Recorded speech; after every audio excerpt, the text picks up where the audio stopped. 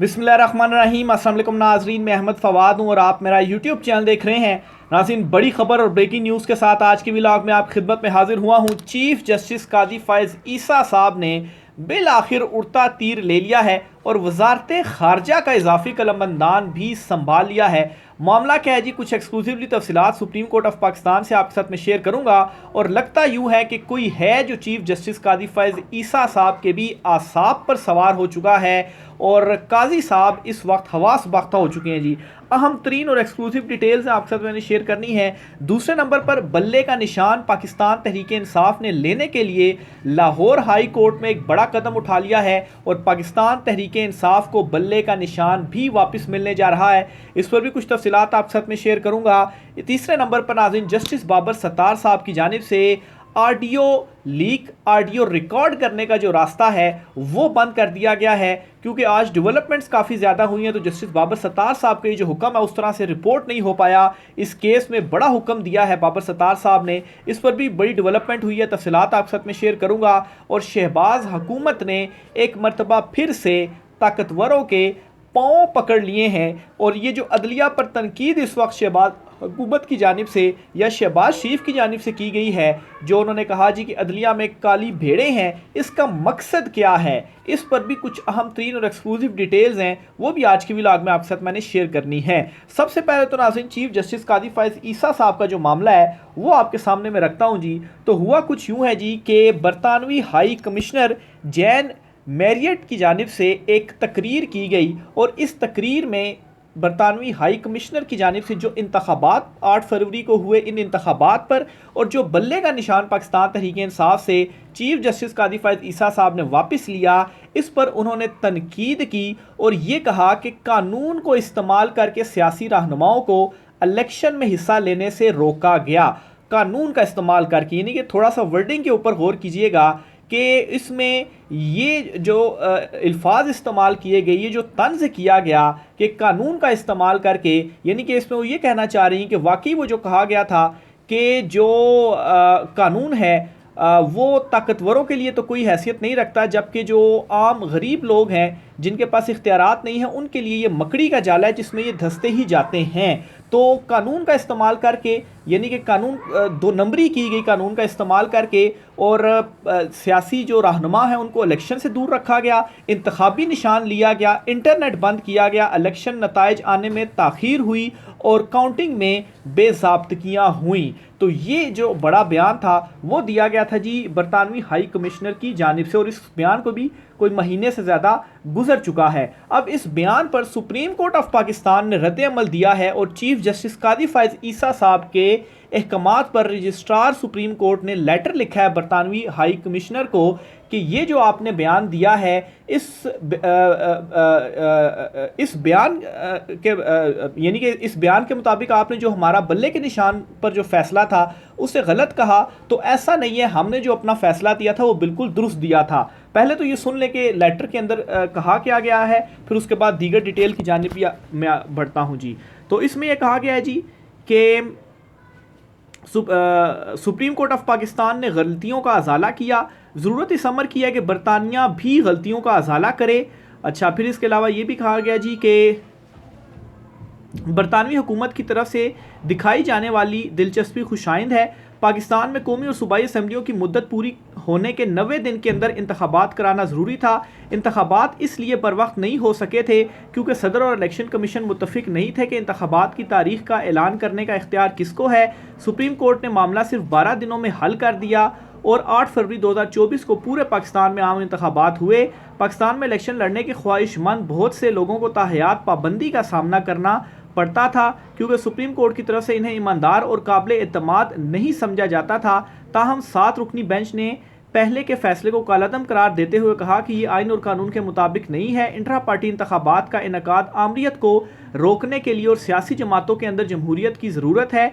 इस जमहूरी असूल की तामील को यकीनी बनाने के लिए कानून में ये शर्त रखी गई है कि अगर कोई सियासी जमात इंट्रा पार्टी इंतखाबात नहीं करवाती तो वो इंतखाबी निशान के लिए अहल नहीं होगी। तो ये जी उन्होंने जवाब दिया। अब पाकिस्तान तहरीक इंसाफ ने इंट्रा पार्टी इंतखाबात करवाए थे, उनके इंतखाबात भी ठीक थे, लेकिन चीफ साहब की जानिब से ये कहा गया जी कि बिला मुकाबला कैसे मुंतखब हो सकते हैं। तो ये जो नवाज शरीफ अभी कल बिला मुकाबला मुंतखब हुए हैं, तो इस पर चीफ साहब कब फिर जो अज खुद नोटिस है वो ले रहे हैं। और जहां तक इंतखाबात की बात है तो 90 दिनों के अंदर इलेक्शन करवाने का फैसला दिया गया था चीफ जस्टिस उमर अता बंदयाल साहब की जानिब से, जो पंजाब और केपी में थे। तो आखिर क्यों उनके ऊपर जो इंप्लीमेंट है वो नहीं हुआ। और ये जो लेटर लिखा गया है जी हाई कमिश्नर को, या ये अब चीफ जस्टिस इसमें जो उनकी तकरीर मैंने आपके सामने रखी, तो इस पर चीफ जस्टिस काजी फायज ईसा साहब ने इसके ऊपर इस तमाम तर चीज़ को अपने ऊपर क्यों ले लिया और क्यों ये जो जवाब है उनकी जानिब से दे दिया गया। इस पर जी बड़ा अहम सवाल उठाया है जी जुल्करनैन इकबाल साहब ने। कहते हैं कि सुप्रीम कोर्ट ने वजारत खारजा का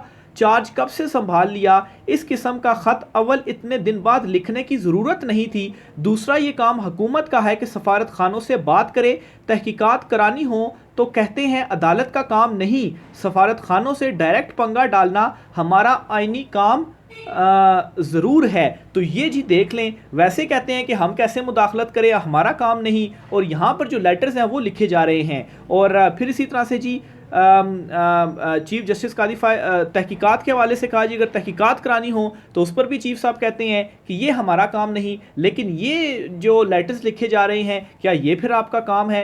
और फिर इसी तरीके से एक और चीज़ मैं भूल रहा हूँ, मेरे जहन में आ रही है लेकिन वो फिर साथ में निकल जाती है। बहरहाल जैसी आती है तो मैं आपके साथ शेयर करता हूँ जी। अच्छा, इसके ऊपर जी फिर फवाद चौधरी साहब हैं, उन्होंने भी रिएक्शन दिया और कहा है कि बरतानवी हाई कमीशन को ख़त नामुनासिब है। तहरीक इंसाफ से इंतखाबी निशान वापस लेने के फैसले से पूरी दुनिया में पाकिस्तान के अदालती निज़ाम की जग हसाई हुई। चीफ जस्टिस किस किस को सफाइयाँ देंगे। तो वाकई ये फैसला चीफ साहब ने दिया, ये इसके ऊपर तनकीद हो रही है। और इसी फैसले के बाद जो हम ख्याल थे फिर वो हम ख्याल भी नहीं रहे, बहुत सारे जो हम ख्याल सहाफ़ी थे फिर वो भी हम ख्याल नहीं रहे, और फिर उसके बाद चीफ साहब काफ़ी गुस्से में भी रहे। लेकिन अब जो है ये जो इक़दाम हो रहे हैं, मैं ख़ुद इन चीज़ों के ऊपर हैरान हूँ कि ये क्या जो इक़दाम हैं वो इस वक्त किए जा रहे हैं और ये कैसे जो लेटर्स हैं वो लिखे जा रहे हैं। हाँ, बल्कि इम्पॉर्टेंट बात कि इमरान खान साहब को कहा गया था ना जी कि साइफ़र को ओपन करके आपने दूसरे ममालिक से ताल्लुकात ख़राब किए। तो अब चीफ साहब ये जो लेटर लिख रहे हैं बरतानवी हाई कमीशन को, तो क्या इससे जो ताल्लुकात हैं वो ख़राब नहीं होंगे, या ये क्या उनका काम है कि वो इस तरह के जो लेटर्स हैं वो लिखें। तो ये दोहरा मयार है जी, और ये दोहरा मयार अब बिल्कुल खुलकर सामने आ चुका है। दूसरी बड़ी खबर नाज़रीन बल्ले के निशान से मुतल्लिक है। पाकिस्तान तहरीक इंसाफ ने बल्ले का निशान वापस लेने के लिए हाई कोर्ट में दरख्वास्त दायर कर दी है। यहाँ पर मैं ये वाज़ेह करता चलूँ, पाकिस्तान तहरीक इंसाफ ने अपने नए इंट्रा पार्टी इंतखाबात supreme election commission of Pakistan में जमा करवा दिए हैं, यानी कि सुप्रीम कोर्ट के फैसले के बाद इंट्रा पार्टी इलेक्शन करवाएं और वो भी सबमिट करवा दिए हैं।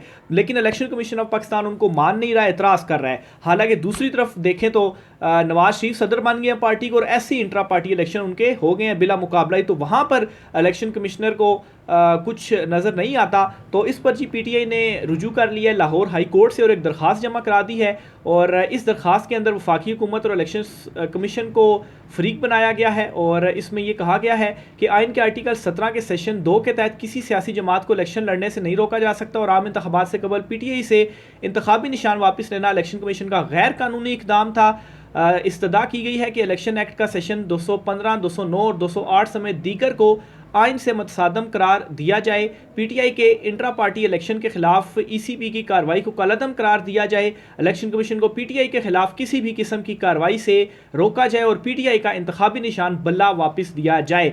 तो पाकिस्तान तहरीक इंसाफ ने रुजू कर लिया है लाहौर हाई कोर्ट से, और लाहौर हाई कोर्ट जिस तरह से डट कर खड़ी हो चुकी है, एक और हुक्म भी लाहौर हाई कोर्ट से आया है जिसमें वो जो 6 जजेस का मामला था, जो इलेक्शन ट्रिब्यूनल बनाया था हाई कोर्ट में, लाहौर हाई कोर्ट में पंजाब के इलेक्शन के मामला देखने के लिए, उसमें हुक्म दे दिया है कि election commission of Pakistan notify करे और उन 6 जजों को इलेक्शन ट्रिब्यूनल में शामिल करे। ये भी बड़ा हुक्म सामने आया है इसकी डिटेल बैकग्राउंड के साथ, और इसमें कुछ 2-3 और भी डेवलपमेंट्स हुई हैं। इंशाल्लाह नेक्स्ट व्लॉग में मुकम्मल में तफसीलात से आपको आगाह करूंगा। लेकिन जो मेन इसमें फैसला आ गया लाहौर हाई कोर्ट का, बताने का मकसद ये है कि लाहौर हाई कोर्ट डट गई है, सारी अदलिया इस वक्त डट चुकी है कि आइन और कानून के बगैर कोई काम नहीं होगा, आईन कानून के मुताबिक जो इंसाफ है वो मिलेगा और पीटीआई को भी आप देखेंगे कि ये जो बल्ले का निशान है वो वापस मिलेगा ही मिलेगा। जस्टिस बाबर सत्तार साहब के हुक्म की जानिब बढ़ता हूँ जी।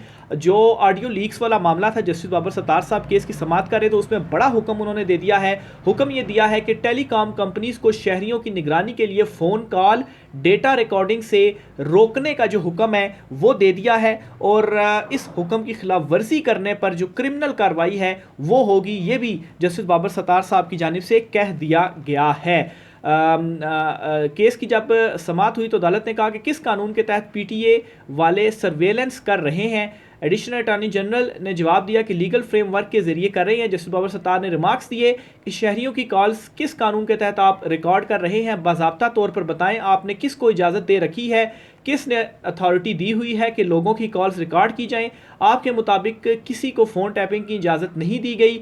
अगर आप अब इस मौक़िफ़ से पीछे हटेंगे तो इसके नताइज होंगे। कानून कहता है कि वफाकी हुकूमत इजाज़त दे सकती है, मगर आपके मुताबिक इसकी इजाज़त नहीं दी गई।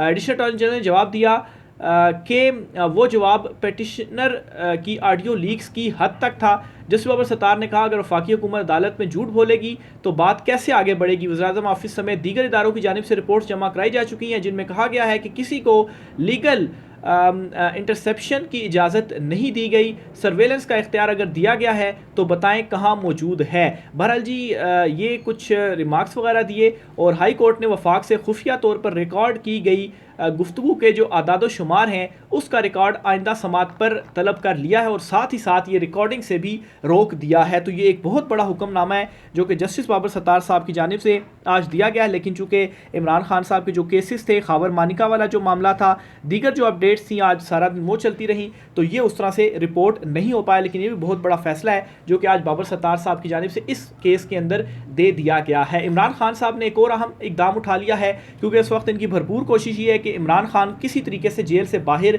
ना निकले और अगर निकले भी तो कोई डील का तासुर लेकर इमरान खान निकलें और अदालतों से इमरान खान साहब को रिलीफ मिलना ही मिलना आईनो कानून के मुताबिक। तो इसलिए कुछ ऐसा किया जाए जिससे इमरान खान को मजीद जेल में रखा जा सके। कभी ये ऑर्डिनेंस ले आते हैं और फिर ये क्या करते हैं कि पंजाब हुकूमत संगीन केसेस की इमरान खान के अगेंस्ट जो मंजूरी है वो भी दे देता है। तो इस पर इमरान खान ने पंजाब हुकूमत की जानिब से संगीन केसेस की मंजूरी का जो इकदाम है वो चैलेंज कर दिया है और ये जो दरख्वास्त है वो लाहौर हाई कोर्ट में दायर कर दी गई है जिसमें आईजी पंजाब हुकूमत वज़ीर दाखिला को फरीक बनाया गया है और इसमें कहा गया है कि इमरान खान बाइज़्ज़त शहरी हैं जो इस वक्त मुख्तलिफ केसेस में अडयाला जेल में कैद हैं। पंजाब हुकूमत ने इमरान खान समेत दीगर क़यादत पर संगीन मुकदमात की मंजूरी दी है। पंजाब काबीना का ये इकदाम आइन के आर्टिकल 10 की खिलाफ वर्जी है। इस्तदा है कि अदालत पंजाब हुकूमत की जानिब से संगीन मुकदमात की मंजूरी के इकदाम को कालादम करार दे। तो इमरान खान साहब बिल्कुल अदालती महाज के ऊपर इस वक्त फ्रंट पर आकर जो अपने केसेस हैं वो आइनो कानून के दायरे के अंदर रहते हुए लड़ रहे हैं और सबसे ज़्यादा जो फ्रस्ट्रेशन है इस वक्त वो यही है कि कोई खिलाफ कानून काम क्यों नहीं हो रहा। इमरान खान तो कानून के अंदर रहते हुए हमें हरा रहा है, हालांकि हम ताकत का भी भरपूर इस्तेमाल कर रहे हैं। शहबाज प्रोजेक्ट फारिग हो गया है जी और शहबाज शरीफ की जानिब से जो अदलिया के ऊपर तनकीद की गई कि काली भेड़ें मौजूद हैं, इसकी रीज़न क्या है, आखिर एकदम से क्यों शहबाज शरीफ की जानिब से ये कहा गया। तो इस पर नाज़रीन बाखबर हलकों की जानिब से ये दावा किया जा रहा है कि असल में मुस्लिम लीग नून जो है वो ये काम इस वजह से कर रही है क्योंकि अगर इदारों का टकराव रहेगा तो इसमें नून लीग को ये फ़ायदा होगा कि जो उनकी हुकूमत है इस दौरान वो बची रहेगी और वो करीब से करीब तर होते जाएंगे मज़ीद ताकतवरों के। और अगर ये जो टकराव है ये जो है वो अगर ना हुआ, सुलह सफाई हो गई या मामलात सही तरीके से चल पड़े तो फिर उसके बाद सारी की सारी जो एक नज़रें हैं या जो ध्यान है वो हमारी तरफ आ जाएगा। तो फिर हम किस तरीके से संभलेंगे, इमरान खान बाहर आ गया तो फिर हमारा क्या होगा। तो इस लिए उन्होंने एक साइड पर जो तनकीद है वो शुरू कर दी और इससे ये मैसेज भी दिया ताकतवरों को कि हम आपके साथ हैं और हम उस तरफ जो तनकीद है वो कर रहे हैं। तो ये जी एक बड़ा दावा सामने आया है और ये काली भेड़ों और इस किस्म के जो बयानात हैं वो इसी वजह से शहबाज शरीफ की जानिब से दिए गए। बहरहाल इस पर देखें जो अदलिया है वो किस तरह से रिएक्ट करती है। एक रिएक्शन तो chief justice Lahore high court साहब की जानिब से दिया गया था कि अगर आप अदलिया की इज़्ज़त नहीं करते तो हमसे भी कोई तवक्को ना रखें, और इस वक्त भरपूर जो स्टैंड है वो अदलिया की जानिब से ले लिया गया है। रऊफ हसन साहब ने आपसे कुछ देर कबल प्रेस कॉन्फ्रेंस की, और इस प्रेस कॉन्फ्रेंस में जो आज सारा दिन हुआ, जो खबर मानका की जानिब से किया गया इमरान खान साहब के केसेस के फैसले के हवाले से, इस पर उन्होंने कहा जी कि फ़र्द वाहिद ने अपने इक़्तिदार के लिए रियासत को मुश्किल में डाल रखा है। तो ये फ़र्द वाहिद किसकी तरफ इशारा है आप सब नाज़रीन जानते हैं जी। उन्होंने कहा कि हुकूमती फ़ैसलों और रियासती इक़दामात पर शकूक का इजहार करते हुए कहा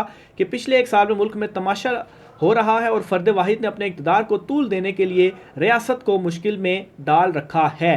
तो रऊफ हसन साहब ये कहना चाह रहे हैं कि जो कुछ हो रहा है इस वक्त वो फ़र्द वाहिद ही कर रहा है, और उसी फ़र्द वाहिद ने अपने इक़्तिदार को बचाने के लिए ये जो इक़दामात हैं इस किस्म के वो कर रहा है। राय का सार कीजिएगा। आज की व्लॉग से इतना ही, इजाज़त दीजिए, अल्लाह हाफ़िज़।